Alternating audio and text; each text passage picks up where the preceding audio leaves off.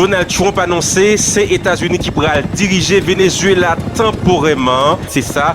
Donald Trump déclaré dans une conférence pour la presse Libaye jeudi samedi 3 janvier 2026 là, après il fin entrer Venezuela et puis aller avec président Nicolas Maduro. Nous pral proposer tendez version française conférence de presse Donald Trump là et yon traduction en France 24 bien évidemment, yon extrait de près d'une vingtaine 2 minutes et puis tout président américain dit nous pral rendre peuple vénézuélien riche, nous pral faire content, nous pral montrer comment pour gérer pétrole qui t'a mal géré pendant très longtemps, son pays qui est capable de faire un pile l'argent vénézuélien qui est États-Unis nous pral faire nous pral mettre un pile souris sous les vieux en pile là-dedans nous pral retourner la caillou pour faire l'argent. Entendez président américain Donald Trump.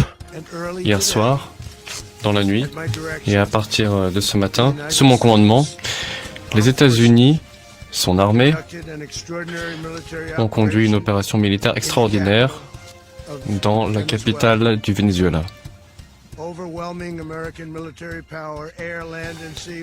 Nos forces terrestres, aériennes et maritimes ont été utilisées pour lancer un assaut spectaculaire, un assaut sans précédent depuis la Seconde Guerre mondiale.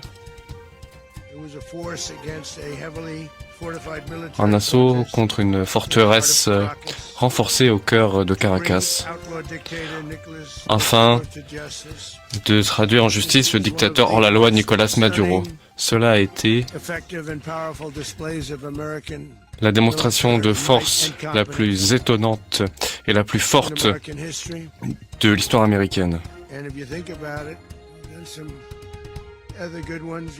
Et cela s'inscrit donc dans une tradition très forte et une histoire puissante comme l'attaque contre Qassem Soleimani, l'élimination d'al-Baghdadi ou l'éradication des sites nucléaires iraniens récemment.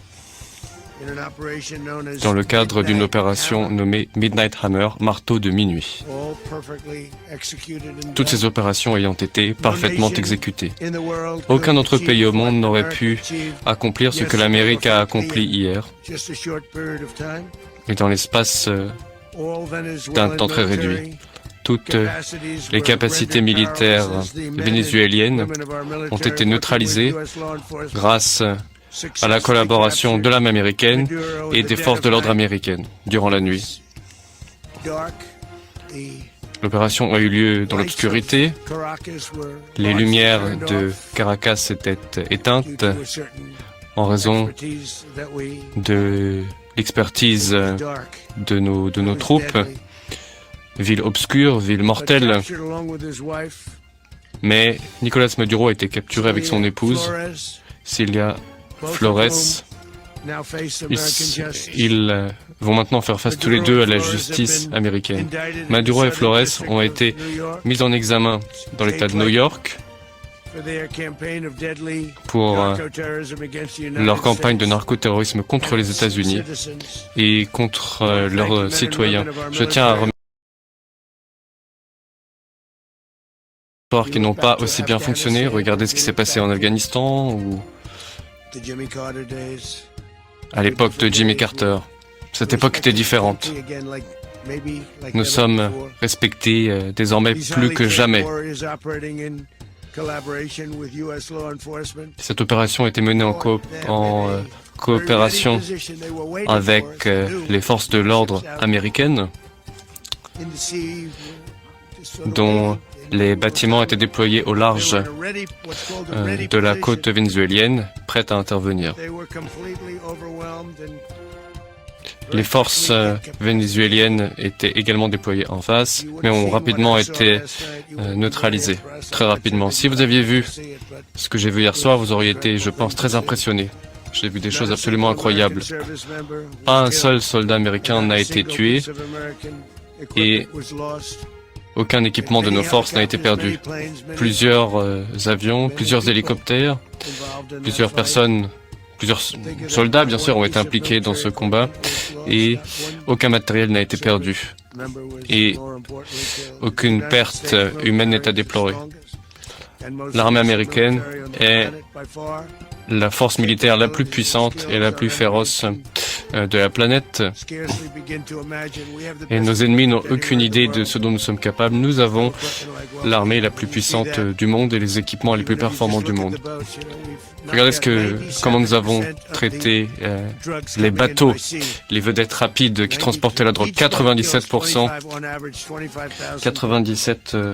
Nous avons traité 97% du trafic. Chaque bateau étant responsable de la mort de 25 personnes aux États-Unis.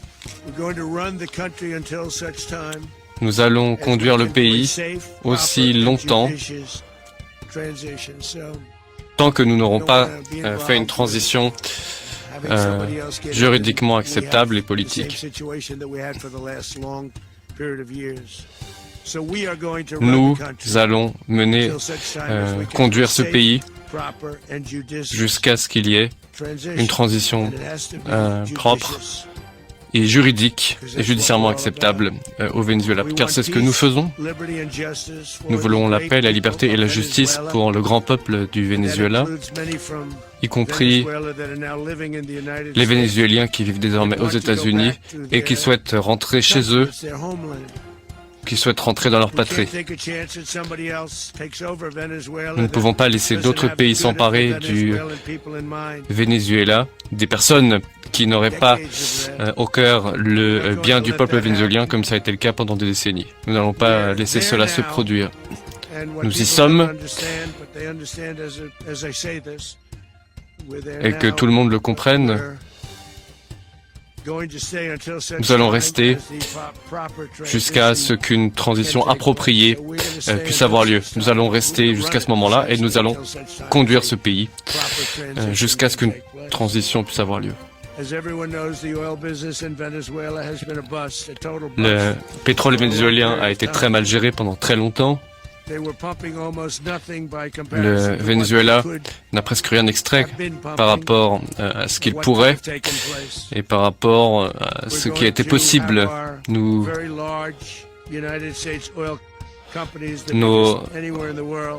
grandes compagnies pétrolières, les plus grandes du monde, vont entrer sur le marché, dépenser des milliards de dollars, réparer l'infrastructure délabrée, l'infrastructure pétrolière, et vont commencer à faire gagner de l'argent à ce pays. Nous sommes prêts à lancer une seconde attaque encore plus forte si nécessaire. Nous étions prêts à lancer une seconde vague de frappe si cela avait été nécessaire. Nous étions partis du principe qu'une deuxième vague était nécessaire, mais il semble que ce ne soit plus le cas. La première vague, pourrait-on dire, la première attaque, a été tellement couronnée de succès qu'il n'a pas été nécessaire de lancer la seconde vague, plus puissante encore que la première. La première frappe était assez limitée. La seconde était plus large, mais ça ne sera pas nécessaire. Le partenariat entre les États-Unis et le Venezuela, un pays avec lequel tout le monde veut traiter, va rendre le peuple du Venezuela riche, indépendant et renforcera sa sécurité. Il y a beaucoup de Vénézuéliens qui vivent aux États-Unis et nous allons les rendre très heureux car ils ont beaucoup souffert. Nous allons faire leur bonheur. On les a beaucoup volés, mais ils ne souffriront plus désormais. Le dictateur illégitime Maduro était le roi d'un réseau criminel responsable de trafic de drogue, à destination des États-Unis, massif. La mise en examen le stipule, il était à la tête du cartel des Las Soles qui a inondé notre pays avec des poisons mortels responsables de la mort d'innombrables Américains. Des centaines, des milliers d'Américains sont décédés durant des années à cause de Maduro. Maduro et son épouse vont maintenant affronter la rigueur de la justice américaine sur le sol américain. Il se trouve actuellement sur un bâtiment qui accostera à New York et des décisions seront ensuite prises entre New York et Miami en Floride quant à leur séjour. Les preuves sont manifestes de leurs crimes. Ces preuves seront présentées devant un tribunal. J'ai vu les éléments du dossier. Ils sont c'est à la fois stupéfiant et terrible que des actes de cette nature aient pu se produire durant des années, durant ses mandats.